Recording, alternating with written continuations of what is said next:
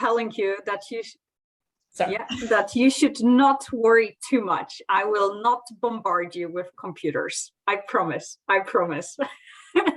All right, so let me share my screen, and then there we go.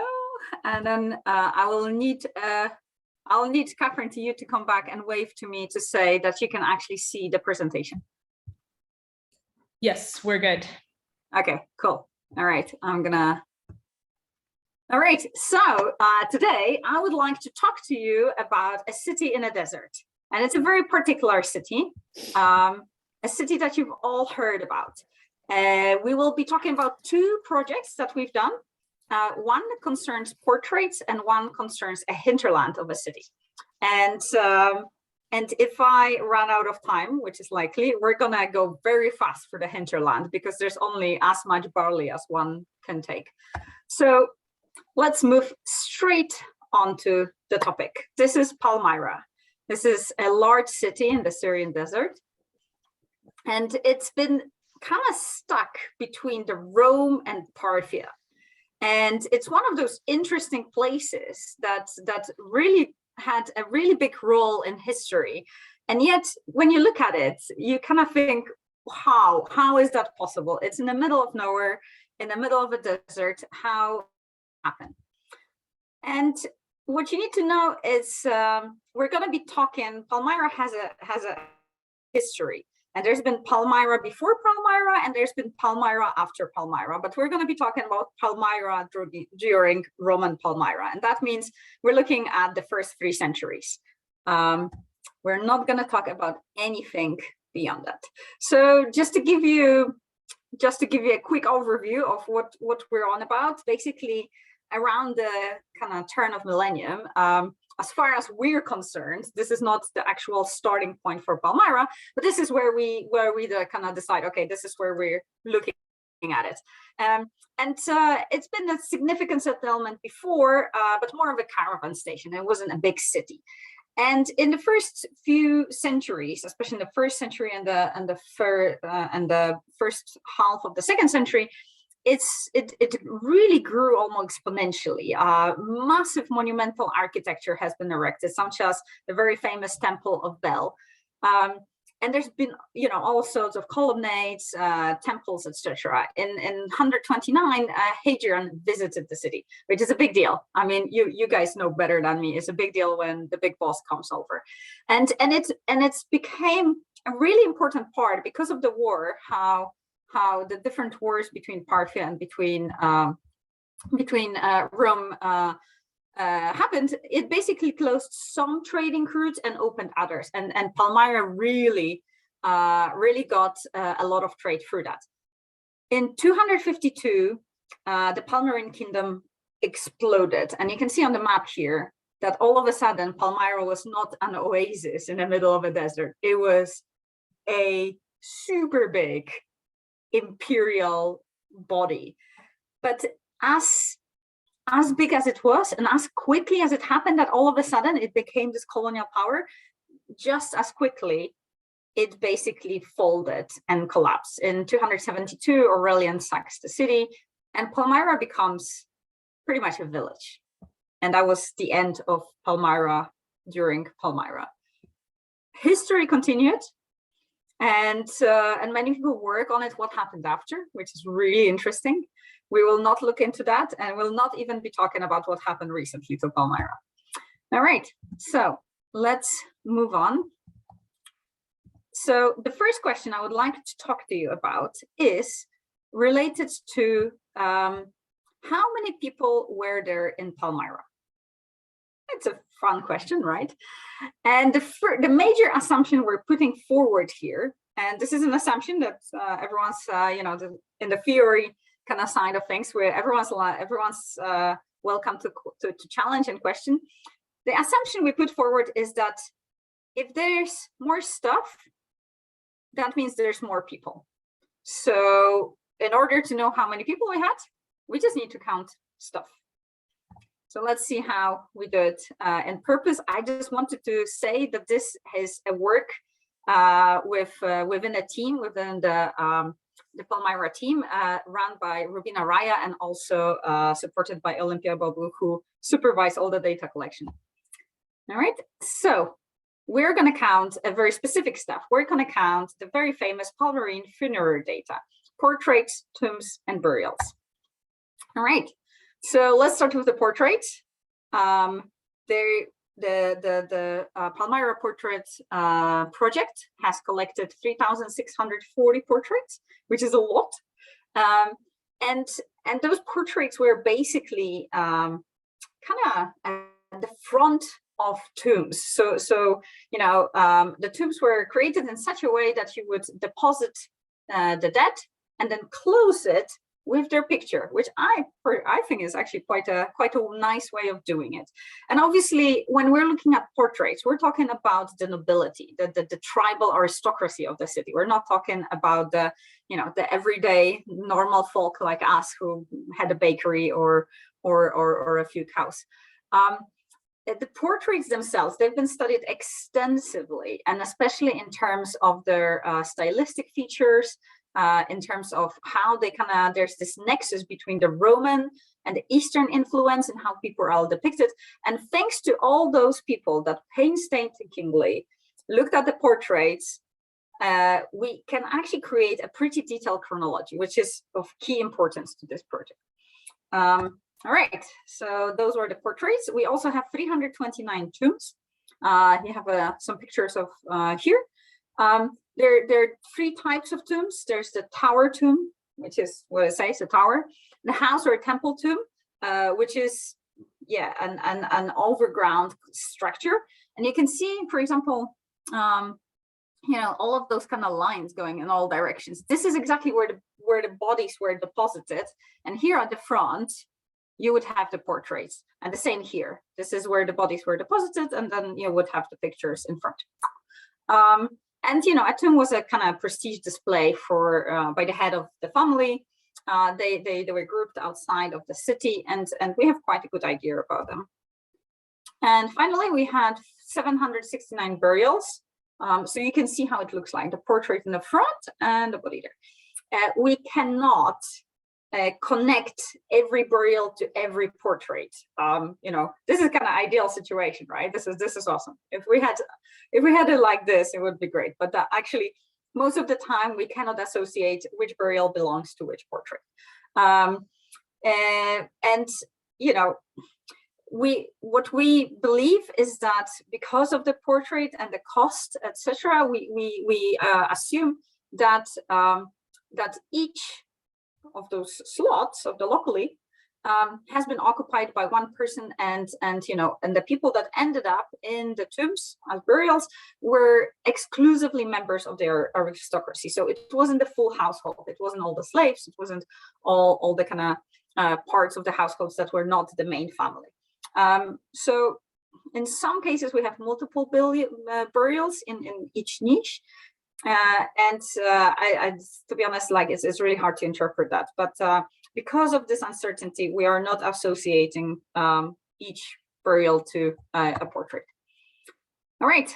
So now's the maths part. But bear with me. What we're gonna do is we're gonna not only count the portraits, the tombs, and the burials, but we're gonna take into account that we don't have the perfect date for them. So we're going to create those cumulative probability graphs that will show us what was the kind of pattern of like how many of those portraits did we have at any one time. And the way we do it is, imagine we have 4 portraits, A, B, C, and D. Each of them has different dating, so different kind of chronology. Portrait A, we know it was within 25 years. That's cool. So we basically stuck it this way. Portrait B has a much wider chronology. So for any 1 year, the probability that that portrait happened actually in that particular year is, you know, comparably smaller than this one. So if you think about it mathematically, basically the area of each of those rectangles is the same. And the way the width is determined by how far the chronology goes. So there are some portraits that are basically dated, it's Palmyra. So, 1 to 273. And those portraits don't actually give us any information. So we added them, but they're kind of at the bottom. So what we do is we add every single portrait and we kind of scale it by how wide the chronology is, and then we add them all up. So we get this curve of what was the probability of portraits over time. Really neat, huh? It's actually been developed for C14 days. They have the same problem. They don't have the exact date. They have the kind of error margins and stuff. And it's a really useful tool for counting stuff that does not have exact dates, which is everything in archaeology, right? Okay, so now those are the results. I will go very slowly through them. But we have 3 types of data. So we have the portraits, and the differences in the height are insignificant. It's just because we have more portraits that this is higher, okay? So this is one thing that you have to keep in mind. The second thing is when you see those really steep, kind of vertical lines, you should not over-interpret it. It's because nobody in their right frame of mind has ever dated a portrait to, 87 till 107, right? So it's always, first half of the 2nd century. And so those are artificial kind of walls, but the general trends remain. Okay, so we've got the portraits. This is the green curve, burials, the blue curve, and also tombs, the orange tool. Orange curve. And there are some patterns that are obvious, like, for example, a general rise going from the 1st till the end of the 3rd century, and obviously a collapse in the 1st century. So hooray, we actually knew that about Palmyra already. But we can look at some detail, at some stuff in a little bit more detail. So what I did is I put some historical events at the curve where we combine, when we combine all 3 objects. And portraits are dominating, but most of all objects show very similar trends. And so basically, I personally made the selection because I am the one that knows the least about Roman history, which made me the most objective. And I can promise you that this has not been in any way, predetermined.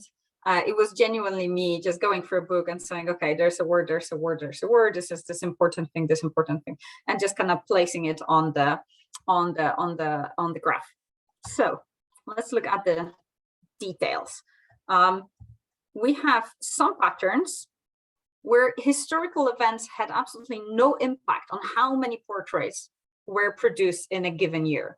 So, for example, there's a Parthian War in the 1st and the beginning of the 2nd century, and it seems to have 0, and I mean 0 impact on how many portraits are produced. Cool. There are you also have those dots at the bottom. Those shows monumental structures being the year in which they were constructed, which also indicates that that was the time where Palmyra had a lot of money, at least, to build monumental structures. But there are some historical events that had a massive impact. So you can see that, for example, this kind of small peak here, it corresponds really closely to when Hadrian visited, and when there's like this really high level of caravan-related inscriptions. This is important for people that study Palmyra.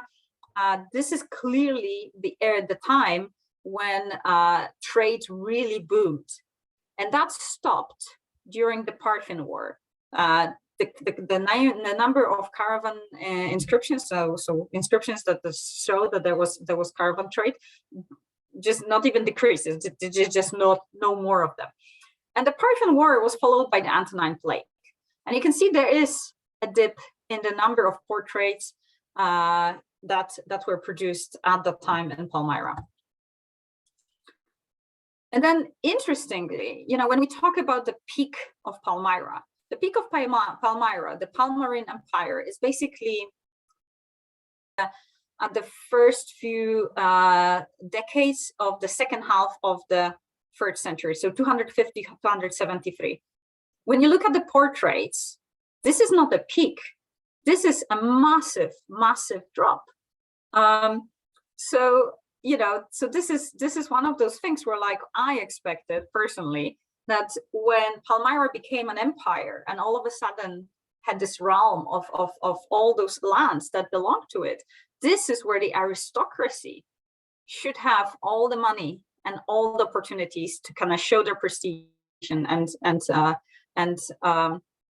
basically use their money to buy things such as portraits. It seems to be that this is not the case, that the true peak came earlier, and that during the Palmyrene Empire, actually the production of portraits really nosed down. I'm just going to tell you that this artificial line that this 270, 72, 73, which corresponds to the sacking of Palmyra. This is an artificial thing of, like, nobody dates anything to past that date. So this just as well could have been more smooth, but that's how we date things in archaeology. All right. So we can also look at tombs. And in terms of tombs, we see, and that we're talking about capacity of tombs. So basically, remember these niches? We counted how many we have. And during the first 150 years, the capacity of tombs increases massively, and then it drops. Again, this is a bit of an artificial drop that is exactly in 150, but there is a clear drop between around the mid 2nd century, which, there are two options. Either we have fewer tombs or tombs become smaller. And so we looked at it, and it's tombs that when you look at the size of tombs, the mean capacity, it remains the same over time. So basically, what you need to see in those lines, those are all the capacities of all the tombs on the x-axis. You have the age of when we date them, and it's as far as we're concerned, those lines are horizontal. So basically, they do not become smaller. There's just less and less tombs being constructed. And there's a coincidence between this and a rise in concessions. So concessions are those again documents that shows that aristocracy, so aristocratic families in Palmyra would sell the rights to part of the whole of their tomb. So instead of building a new one, you could basically buy a part, and that kind of indicates that it became too expensive basically to build your own one for this kind of middle solution. And also, if people would sell part of their tomb, we're talking this prestige kind of thing that every family invested a lot of money in order to show, yes, we are the bosses here. So there's like a massive peak of the concessions in the 3rd century, but they do start, more or less around the mid 2nd century. All right, so we're partially rewriting the history of Palmyra. We're partially not rewriting it. The period of growth is very clear. We've always knew that the 1st century and the first half of the 2nd century are the period of massive growth for Palmyra, and the data indicates exactly that. There's nothing new. But then it turns out that the Parthian War and the plague had a really big impact. And our argument that impact was more on the kind of financial or on the resources part of the society rather than on the number of people. And we'll probably discuss it further slightly later. So the war and plague really kicked Palmyra badly. And then we have the peak Palmyra. So the time when most of the portraits were produced, and clearly people had this disposable income to spend on those kind of stuff. And this peak comes surprisingly early, and not in the historical peak as we see it politically. So the collapse of Palmyrene aristocracy is happening at the time of the peak of its political power. That's something I feel like we all should really look into with a lot of detail. All right, so there's a number of caveats, and the one I've already kind of highlighted, which is, you know, is it that we have less portraits because there are less people, or is it that we have less portraits because people don't have the money to make them? And our argument is that, you know, as far as plagues and wars go, this is where more people die. So you would expect more funerary data rather than less. And it seems to, for us, this is a strong argument that the curve that you're looking at is not showing demography, at least in the, you know, aristocracy of Palmyra. That is actually showing the availability of resources, mostly financial resources, that can be spent on things that are not, you know, necessary to life. So things that are related to prestige. But there are several caveats. So this is one data set, and we need several. We need to count other things, make the probability curves, and then compare them. Is this particular type of data representative? Well, to start with, it is just the nobility. So that's already, you know, a bit of a caveat, a massive caveat. But this is where using other types of data would be useful.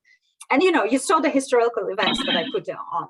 I feel other people should jump in and basically question my choice. Maybe there are other historical events that I missed, or I put more focus on that they should got.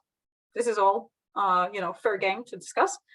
And so in the future, what we want is just basically count more things. And we hope that this will shed even more light on the historical trajectories of Palmyra's elite. All right. If you would like to read more about it, the data sets are completely open. You can find them on Zenodo, and they've actually been, the portraits have been published in a catalog as well.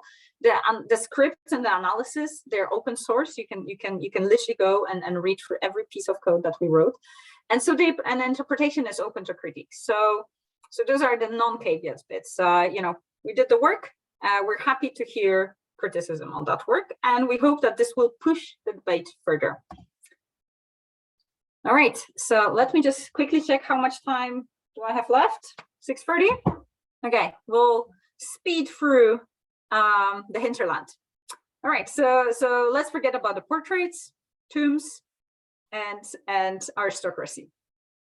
We're moving on to the hinterland of Palmyra, because the other way to look at a city is to basically see, you know, how many people could be fed and could live in the city because there was enough food. And that's a research question. We kind of went on this journey of exploring, you know, how could Palmyra ensure food security? Because, you know, it's a trading city. Its main income is coming from taxes on trade. But, you know, you cannot eat money, as much as, you know, we all would believe that this is possible. Moving bulk food stuff is really expensive and difficult. And so, you know, you can leverage whatever taxes you want, but at the end of the day, everyone in the city needs to get some food. All right, so this project has been run by Joan, Campmany, Jiménez, Rubina, and Eivind, Seland. Each of them did part of the research on this. Okay, so what is the Palmyra subsistence base? It's trade. It is very clear. Nobody has any doubts about it. Trade was what made Palmyra a city, and not just, you know, an oasis with a station. So this trade is predominantly long distance. And long distance means it's related to luxury items. You know, you're not going to move wheat from China to Antioch.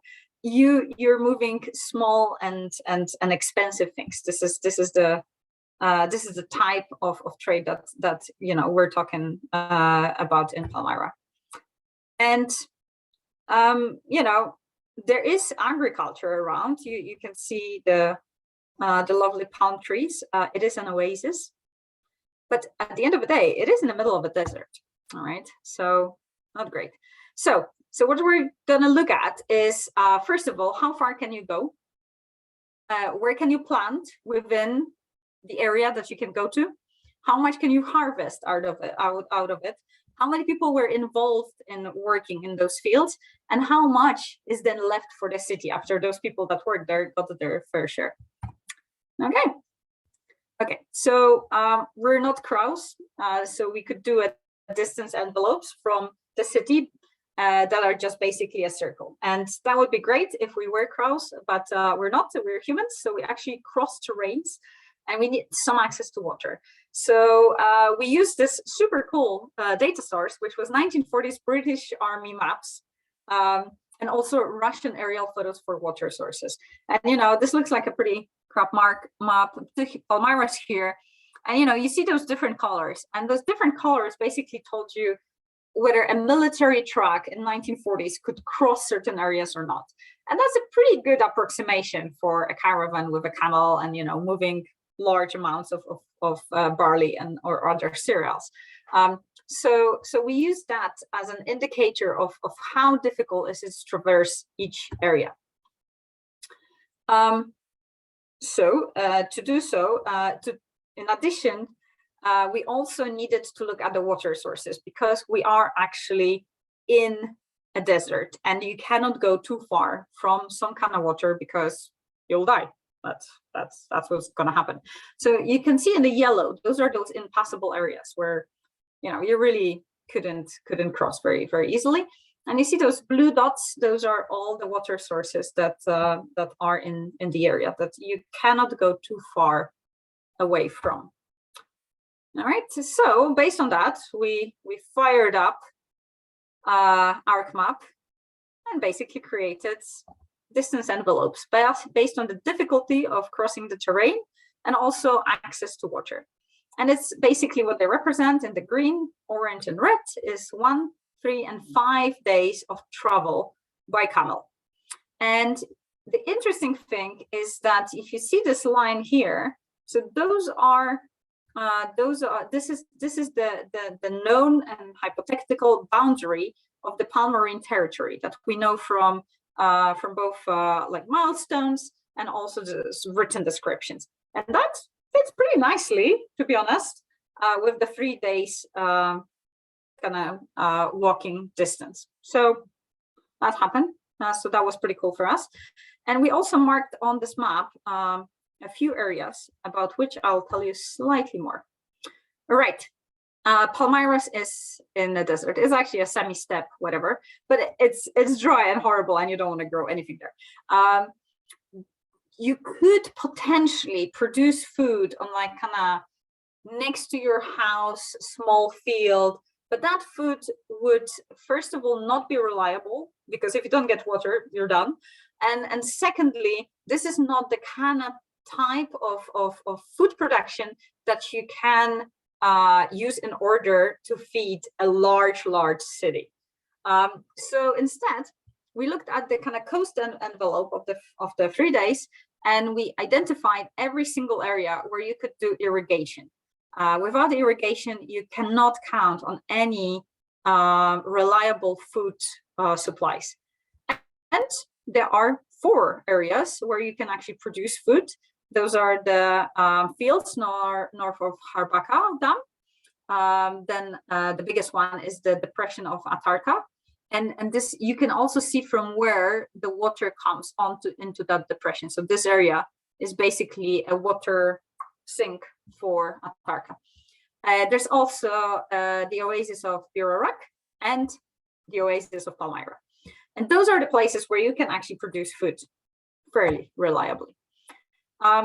So we pulled a really cool tool from the UN, which is used for modeling agricultural yields in dry climates. And for each agricultural areas, the 4 that I just showed you, we put in soils, water availability, fallow and field management systems all of those data we could quite easily get from available sources. And after that, okay, so we calculated the yield. We also took into account that you know, there are people working in those fields, and given that this is 3 days away from Palmyra, those are probably not the people that live in the city. And people that live in the city, they're also busy with their own stuff. So maybe they would show up for some harvest, some of them, but probably not a lot. So we also estimated how many people would be involved in working on the fields that could supply food for Palmyra. And we used the Cologne tableau, which you can see here, usefully in German. And we identified that, you know, we just have to count the number of people necessary for harvesting, threshing, and winnowing, which are the kind of activities that have to happen in a short period of time. And that gives you the minimum number of people that have to work in those fields. All right, and now we have the results. Who's excited? Numbers. So the original estimates for Palmyra, they're really wide. So some people say it was a city of about 10,000 people. There's one suggestion that it's up to 200,000 people. So our estimates, you know, we counted, you know, how much barley can you produce minus how much people were involved in the hinterland, which gives you how many people could be fed with that. And, you know, and our estimates basically say it's, you know, 65 to 90,000. It's the absolute maximum. Like, there is no way, not even if you stood on your head and clap your ears, this is a fantastic Polish expression, could you feed more people in Palmyra? So it's definitely not 200,000.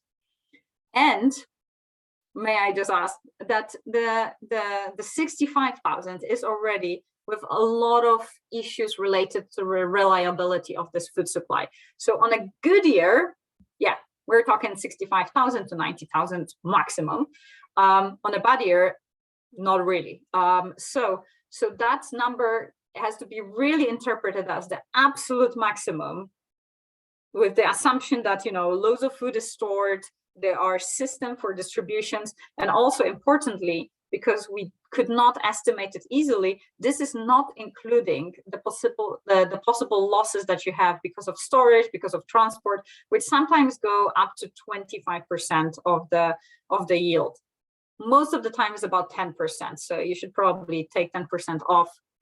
But because it's really hard to estimate that, we basically give those numbers and make sure that everyone understands that this is the super optimistic maximum value. All right. So you're probably curious, oh, how does this change over time? Because in a semi-arid environment, you know, the margin of error that you can do in terms of there is rain, there is no rain is really small. And we looked at it in a lot of detail, and I will not tell you what we found out, even though it's super exciting because we still have to publish it.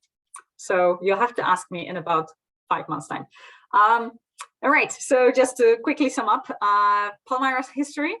It was really cool looking at a pretty much art history type of data, and then seeing how certain historical events had an impact on the daily lives of Palmyrene elite, while others didn't. And you know, the fact that the city truly, you know, became a political power in mid-2nd century, but this political peak was really not as happy, not as, you know, cheerful, and is actually marked by what seems to be a deficit in the available resources. And you know, in the second part of a project, when we looked at the population estimates, you know, we really narrowed it down. We definitely know it could be easily more than 10,000, and we know it's definitely not 200,000. We put the bars